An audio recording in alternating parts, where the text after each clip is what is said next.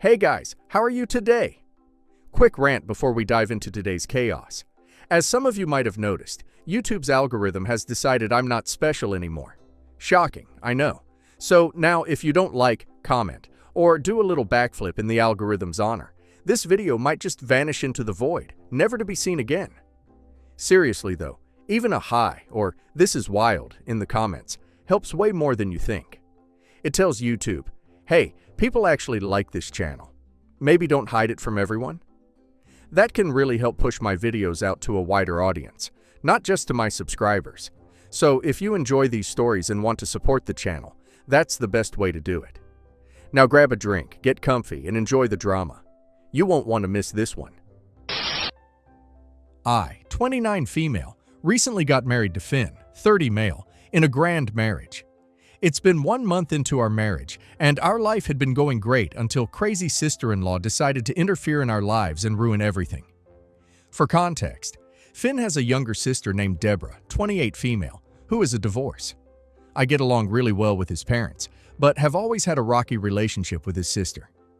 She is incredibly negative, manipulative, and toxic.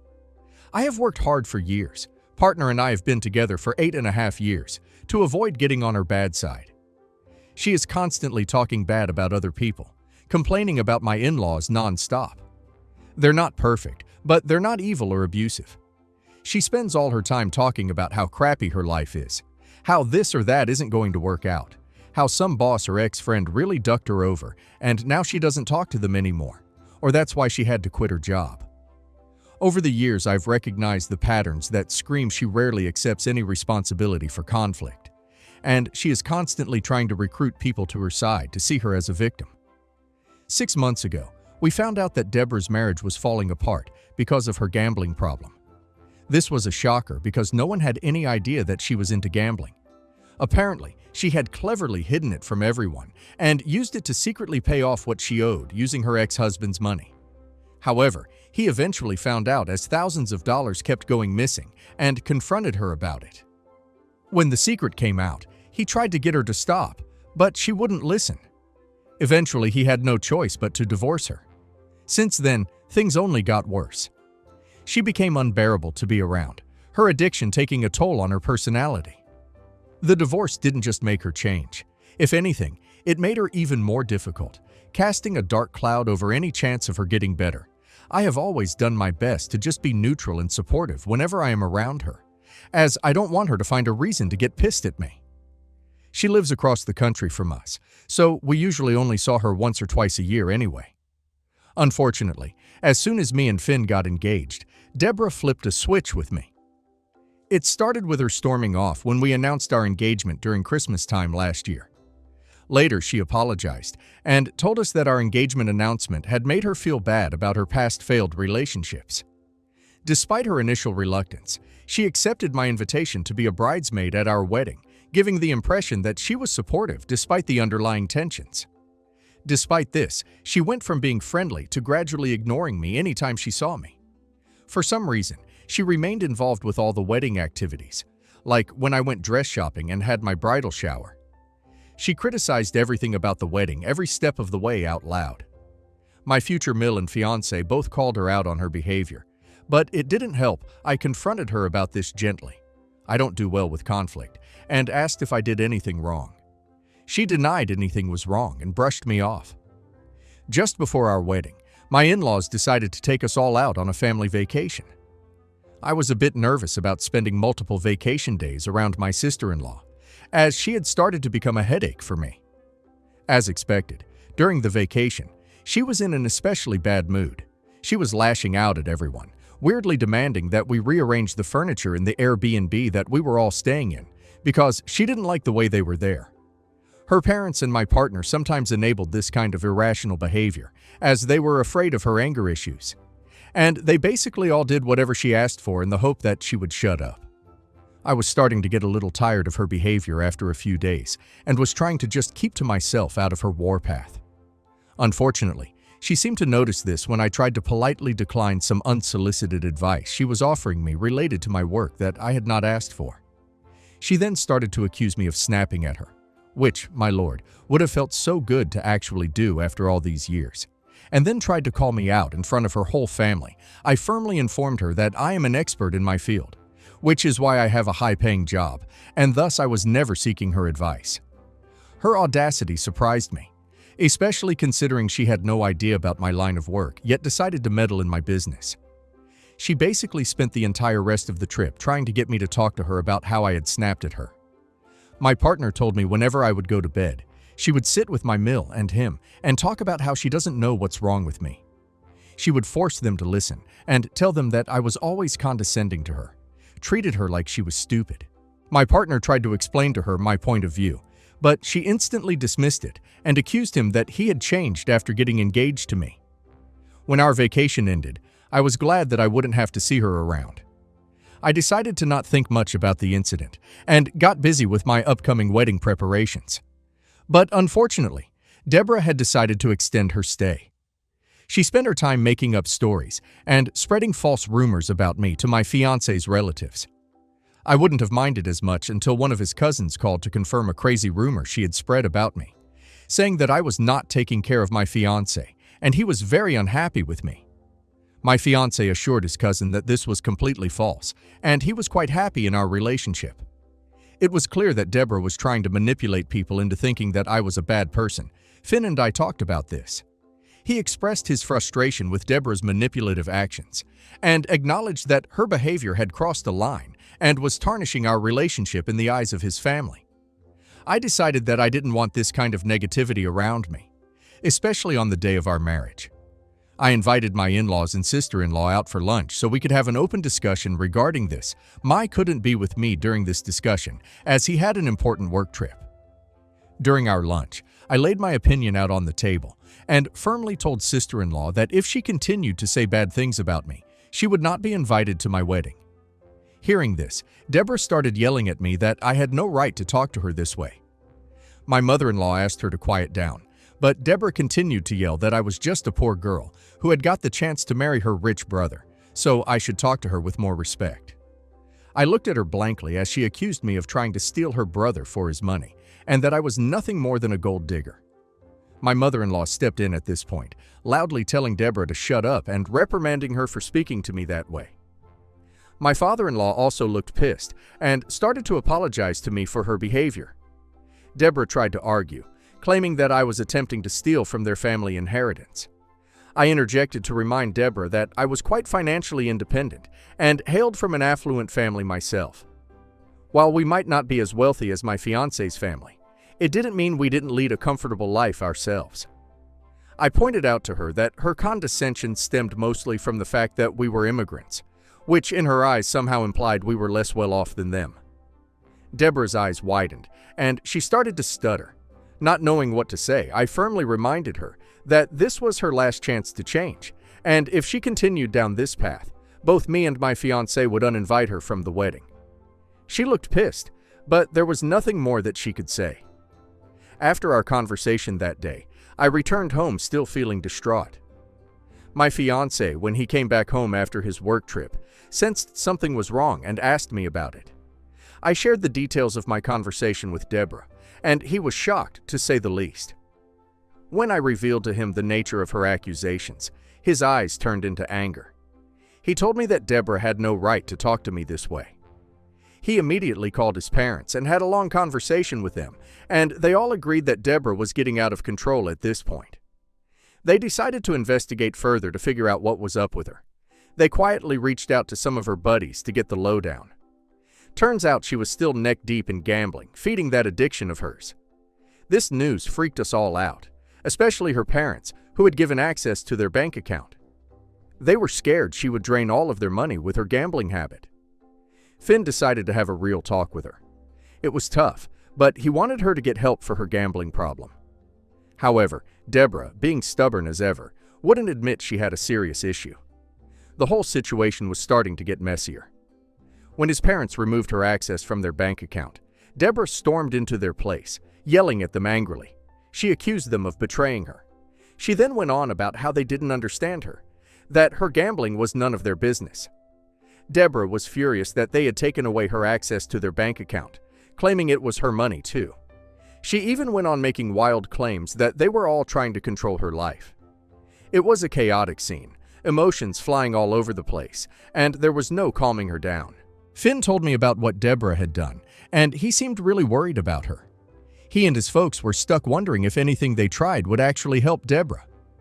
They thought about interventions, counseling, and even support groups, but they knew Deborah would never agree to any of these options. A few weeks after that incident, Finn's parents invited both of us for dinner, and we knew it was a serious talk. As we gathered around the table, they looked more serious than ever. His parents opened up about their increasing concerns regarding Deborah. They were worried that her gambling addiction would lead her to drain the family wealth, and they didn't want to fuel her destructive habits by leaving her any part of their inheritance. Finn tried to protest that this might not be unfair, because despite her antics, he loved her. I agreed with Finn as well, because regardless of what I felt for Deborah, I thought she deserved to have an equal inheritance as Finn from their parents.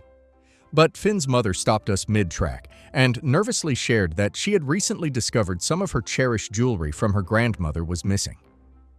They got quite concerned, as the jewelry was worth thousands of dollars, and decided to review the CCTV footage, where they saw Deborah walking into their bedroom and stealing this jewelry from the locker. The room fell into a stunned silence as we tried to process the weight of this betrayal. My in-laws then shared that they had tried to confront Deborah regarding this incident, but she had refused to accept her fault despite evidence. This is why they had begrudgingly decided not to leave her anything from their inheritance anymore. Finn was taken aback, but he understood the gravity of the situation. It was clear that Deborah's actions had not only strained our family relationship, but were now putting a financial burden on his family. We understood now why his parents were contemplating making changes in their will to ensure that Deborah wouldn't have access to their assets. It was a tough decision for them, but they felt it was necessary to protect their financial well-being and the future of the family. Finn and I supported them, knowing that it was a difficult but essential step to safeguard everyone's interests. In the following days, Finn and his parents initiated conversations with legal professionals to navigate the complexities of adjusting their will. They were determined to find a solution that would protect their assets with an ironclad will, so Deborah would not be able to contest it. Our wedding was fast approaching, so despite the ongoing family drama, I threw myself into the whirlwind of wedding preparations. My days became a flurry of fittings, decorations, and last-minute details. Out of nowhere, Deborah started getting involved in wedding activities, like when I went dress shopping and had my bridal shower. She criticized everything about the wedding planning every step of the way out loud. Again, I had to confront her about this gently. I don't do well with conflict, and asked if I did anything wrong. As the wedding day approached, despite Deborah's negativity, our ceremony turned out to be a beautiful celeb of love. The venue was adorned with flowers and delicate decorations, creating an enchanting atmosphere. Surrounded by friends and family, F and I exchanged heartfelt vows, sealing our commitment to each other.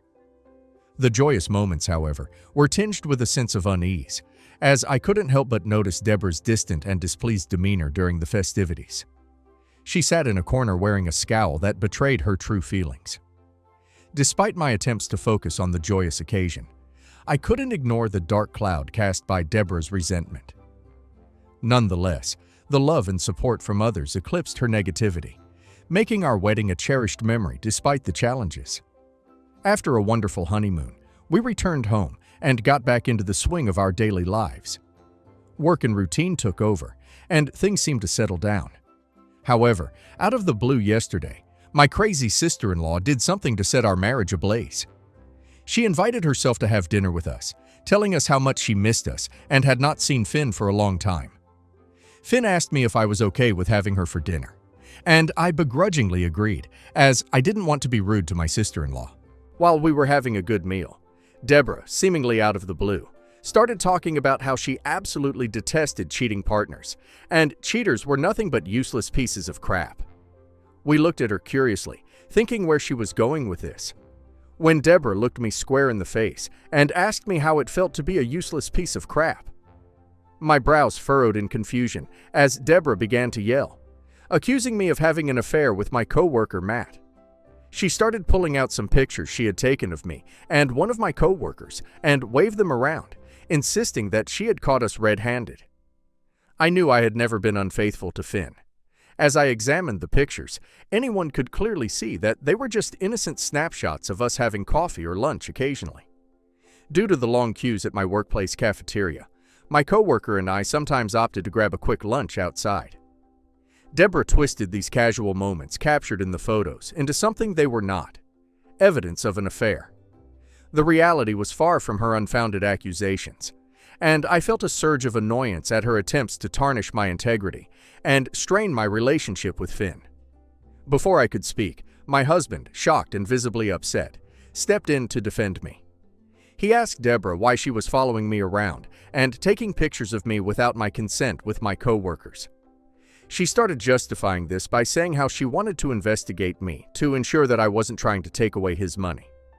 Finn firmly told Deborah that her claims were baseless and that she was creating unnecessary drama.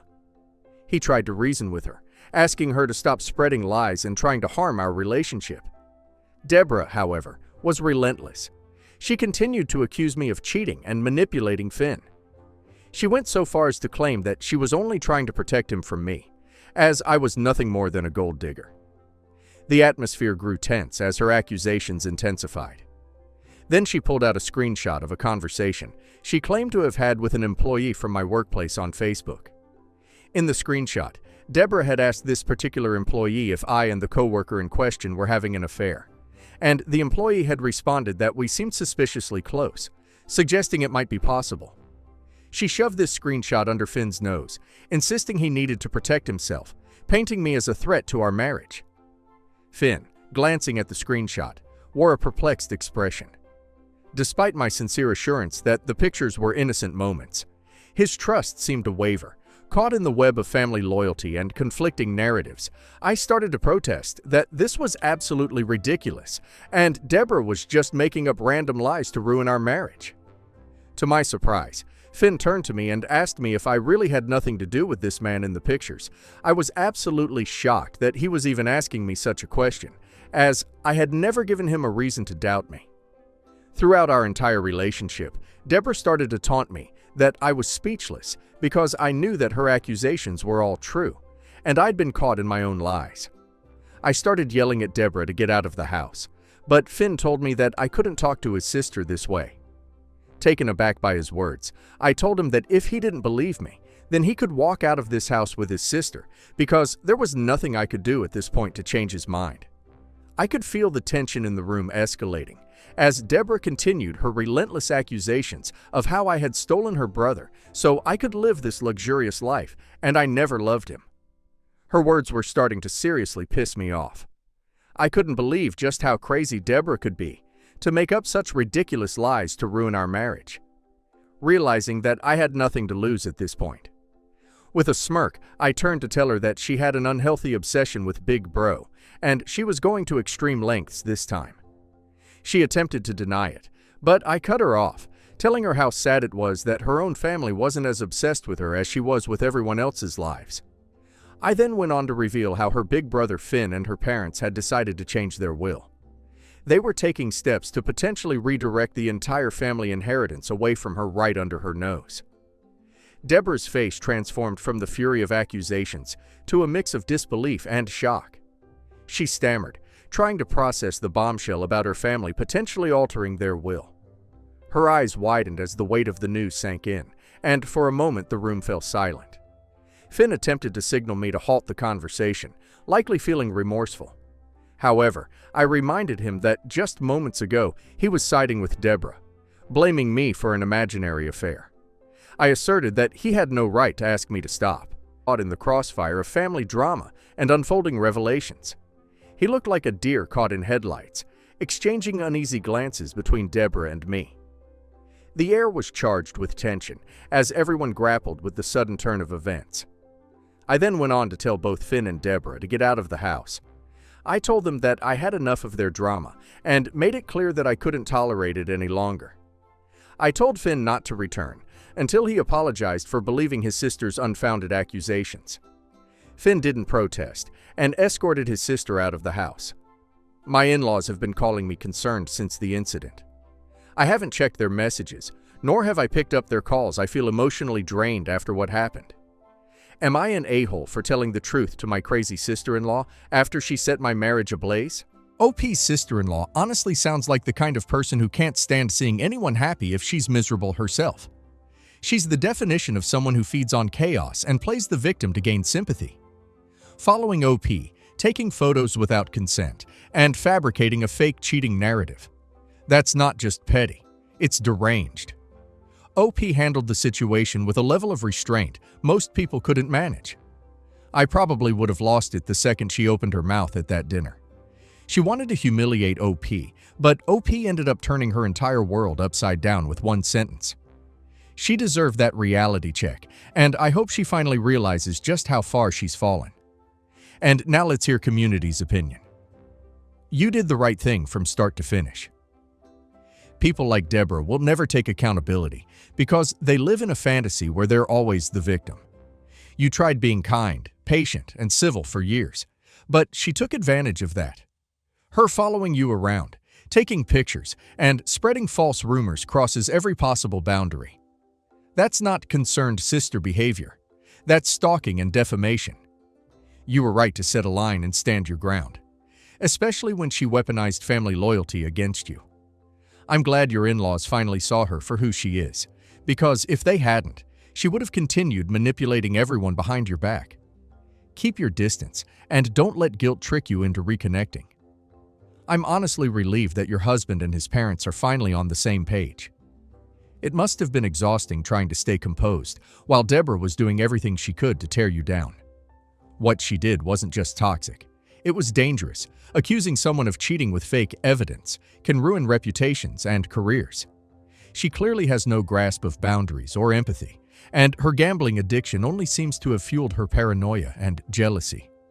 I'm glad you cleared your name through HR and that your husband realized how irrationally he reacted that night.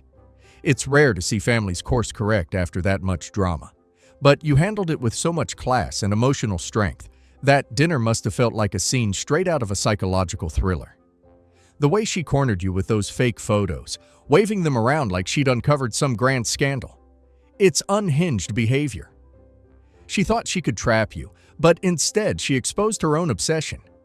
The moment you mentioned the will, I swear I could almost picture the color draining from her face.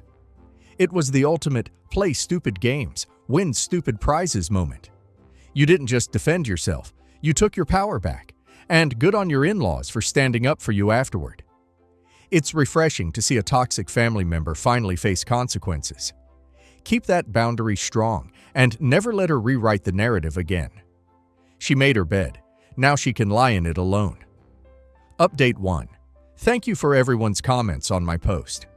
Taking everyone's advice, I have decided to file an HR complaint against my coworker, who apparently talked with Deborah about my alleged affair with Matt. I haven't reached out to this particular coworker directly, as I don't have the strength for any more confrontations. Despite what some of you have commented, I don't think that Deborah is capable enough to fabricate an entire screenshot by herself, as she isn't that smart. Hopefully the truth is going to be out when our HR confronts my coworker regarding the screenshot. Update 2. It's been a week since Deborah tried to ruin my marriage, and it's been hell. Thank you to everyone who comforted and helped me. Still kind of in limbo.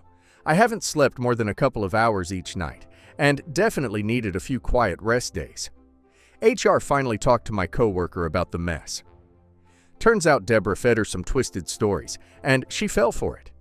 The coworker owned up to her mistake right away, admitting she fabricated the story about Matt and me, believing it wouldn't lead to any consequences. Our workplace, known for its strict policies against gossip, reprimanded the coworker severely. She faced a 1-month termination, highlighting the seriousness of spreading unfounded rumors. This was a lesson for everyone about the consequences of believing and spreading baseless gossip.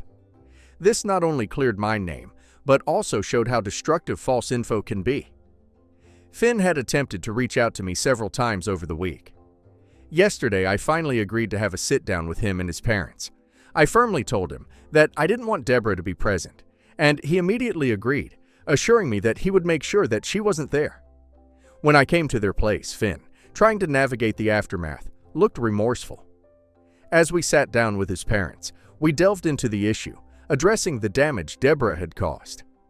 Finn apologized sincerely, acknowledging that he had got carried away that night. But when sat down and thought about this entire ordeal with a clear mind, he realized just how ridiculous her accusations were. His parents, equally upset, expressed their concern and apologized to me for how she had impacted our relationship. With a sense of vulnerability, Finn admitted that he had let family loyalty cloud his judgment during the confrontation. He confessed that he had acted impulsively, and now, realizing the gravity of Deborah's actions, he deeply regretted not trusting me. Finn assured me that he would confront Deborah and set boundaries with her. We discussed seeking couples counseling to rebuild trust and address the lingering effects of her accusations. His parents pledged their support, acknowledging the need for the family to come together to resolve this messy situation. Finn then told me that he understood why I shared the info about his parents' will with Deborah, as he knew that I was trying to hurt her the way she was hurting us. He didn't hold a grudge against me for that, and understood where I was coming from. My in-laws also agreed that they didn't mind that I had revealed the truth to her, as they were planning on having a conversation with her regarding this anyway. Although I appreciated all of their honesty, I also knew that I couldn't let Deborah ruin my life any further. I declared my decision to cut off ties with Deborah, emphasizing the importance of protecting my well-being in our marriage. I explained that her toxic influence had reached a breaking point and communicated my intent to prioritize our marriage and emotional health from now on, over maintaining a connection with someone who had repeatedly shown a penchant for stirring chaos in our lives. Finn, still grappling with the aftermath, supported my choice, realizing the necessity of distancing ourselves from Deborah's destructive behavior. My in-laws looked a bit sad about my decision to cut off Deborah, but agreed that she had gone too far, and I had every right to end my relationship with her. Since this conversation, I feel much lighter and happier. Today, Finn is going to be back at our place after his short work trip. Tomorrow, I have missed him despite our fight, and can't wait to spend time with him. Update 3. It's been 5 months since my last update. As expected, Deborah did reach out to me a few months ago. In her message, she dodged any acknowledgement of the pain she had caused us. She justified her baseless accusations by claiming a misguided sense of protection for her big brother, continuing to insist that I was a threat to their family. The message was written with more accusations, like how I was forcing her brother to not talk to her and I had destroyed her family, conveniently painting herself as the victim in the situation while ignoring the chaos she had unleashed in the first place. Deborah's lack of genuine remorse or understanding of the gravity of her actions was evident, further solidifying my decision to maintain distance from someone who seemed incapable of self-reflection or empathy. In the months that have followed, Finn and I have focused on rebuilding trust in our marriage. We attended couples counseling to address the lingering effects of Deborah's accusations. The sessions helped us communicate better and understand each other's perspectives. Slowly but surely, our relationship started to heal. We have remained steadfast in our decision to cut ties with Deborah. Despite occasional attempts from Finn's parents to mediate, we have stood firm to protect our emotional well-being. Life has settled into a more peaceful routine. Work, family, and shared moments became our focus. We have found solace in each other, leaving behind the chaos Deborah had brought into our lives. Finn and I have grown stronger as a couple, learning to navigate challenges together. While the scars from Deborah's actions still linger, our commitment to each other prevails every day. The decision to prioritize our marriage over a toxic relationship has proved to be the right one, fostering a newfound sense of stability and happiness in our lives.